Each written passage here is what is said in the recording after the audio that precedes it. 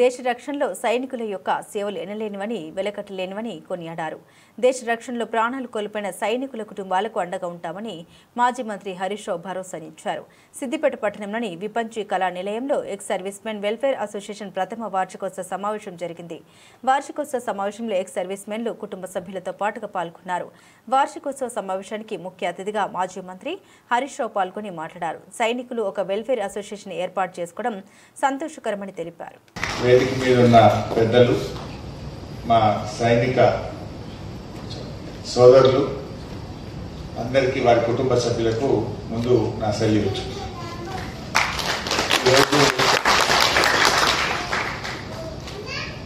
దేశం కోసం మన భారతదేశ ప్రజలందరూ కూడా సంతోషంగా జీవనాన్ని గడుపుతున్నారంటే దాని వెనుక మీ అందరి త్యాగ ఫలితం.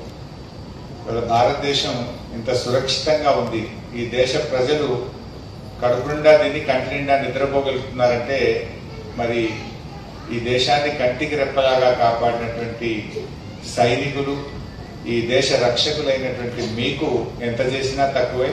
తప్పకుండా ప్రభుత్వాలు మీ గురించి ఆలోచించాల్సిన అవసరం ఉంది. ఈ రోజుల్లో ఏముంటుందంటే రాష్ట్ర ప్రభుత్వంలో కానీ కేంద్ర ప్రభుత్వంలో ఉద్యోగాలు ఉంటే వాళ్ళకి ఎన్నో రకాలుగా అవకాశాలు ఉంటాయి, ఏదో రకమైన అవకాశాలు ఉంటాయి. కానీ మిలిటరీలో ఏముంటుంది? క్రమశిక్షణకు మారు పేరు మిలిటరీ. ఆ ఇచ్చే జీతం తప్ప నయా పైసా ఆమ్దాని అయితే ఉండదు కదా.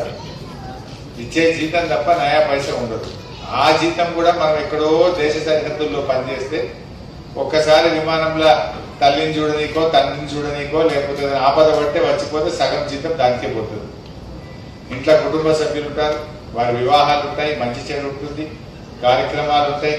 ఒక చిన్న సోల్జర్ కానీ చిన్న స్థాయి ఆర్మీలో పనిచేసే ఉద్యోగులకు ఒక్కొక్క రూపాయి ఎంతో కష్టంగా, ఎంతో జాగ్రత్తగా, పిల్లల చదువులు ఎంతో క్రమశిక్షణతో కూడినటువంటి జీవితం ఉంటుంది.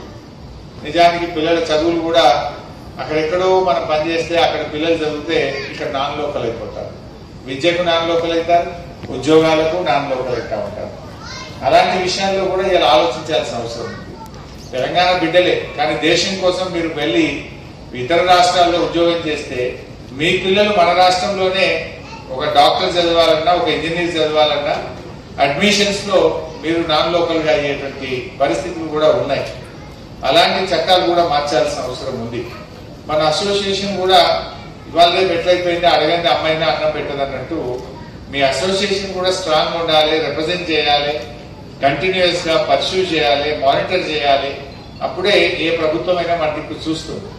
అదర్వైజ్ ఏమైందంటే మనం ఆ పర్సుయేషన్ అనేది లేకపోతే ప్రభుత్వాన్ని ఉండే ఒత్తిడిలో ప్రభుత్వంలో ఉన్న వాళ్ళు వెళ్తూ ఉంటారు.